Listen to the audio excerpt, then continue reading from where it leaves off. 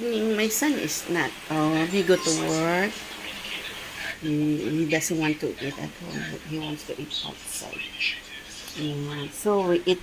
This is his reserved food. We eat the food that he don't eat. Dinner food that he don't eat. So we eat that. And I need to cook him. Just now he go out. Go to work because he want to eat outside. So me and his daddy only. Me and my happy dinner at home Blackford, the world of Singapore. June 30, 2026. There's the listen for the hubby. Be retired man. Okay, enjoy folks at home Blackford, the world of Singapore. June 30, 2026. This is my son food dinner that he never eats, so you need to eat that. So we don't waste the food. I bake a bread just now.